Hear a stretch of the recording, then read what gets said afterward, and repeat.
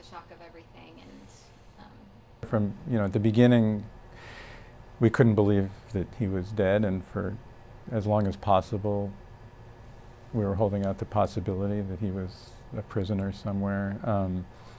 And now it seems as though that hope is gone, but I think our position is still, let's take this one step at a time. We need a full accounting, and then we need accountability. And as editor of the editorial page at the Washington Post, that's what I'm focused on. The nature of who Jamal was, I mean, that's the other part of this, that, he was no enemy of Saudi Arabia. He wasn't anybody's enemy.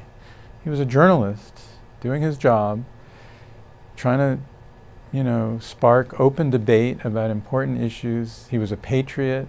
He wanted the right thing for Saudi Arabia. He was even rooting for the Crown Prince to succeed in his reforms. He had these ambitions and dreams, some of which we shared here at the Washington Post, to expand the platform for voices, particularly in or about Saudi Arabia and the Middle East, to allow for the kind of open debate which he felt those countries are entitled to and people there want, but their governments don't allow. So I think this last op-ed, if that's what it is, which now kind of reads like a final will and testament, was not that. It was a mission statement for what he thought the region needed and what he still hoped to do. Here's what we know. Jamal walked into that consulate on October 2nd, and he didn't walk out. The Saudis know what happened. So the idea that we need days and days of investigation and forensic work, and it's ridiculous. Just tell us what happened. And in my opinion, a United States government that was committed to the values that we should be standing up for would be saying that. We wouldn't be sending people over to smile next to the Crown Prince. We wouldn't be raising ridiculous theories about rogue operators. We would be saying, we need the facts, we need them yesterday, and then we can figure out what the right policy is. And thank you for hosting me. That's a short notice. Yes. Of course.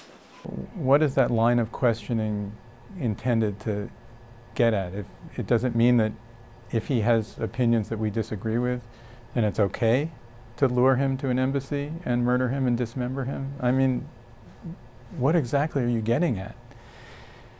But on top of that, it's a total libel. If you want to know what Jamal stood for, look at his career and look at what he wrote. The people who are spreading this kind of slander, they're not doing it because they're interested in finding out what Jamal was, or they're interested in the politics of the Mideast region. They're interested, most of them are Saudi trolls, I think, and then there are some Americans who will stoop to anything. And what they're interested in is distracting from a crime. At the Post, in our global opinion section, we are dedicated to the same thing that Jamal was dedicated to, which is providing a forum for a range of voices that can debate each other and have ideological diversity. And particularly if we can do that for people who are living in countries where the governments don't allow their own press to do it. That was Jamal's vision for the Middle East. It's why we've translated some of his pieces in our editorials into Arabic. It's why we've translated some pieces into Turkish. I'm sure we will redouble our efforts in that direction, and we will always have Jamal in our mind as we do it. We haven't quite had that conversation yet.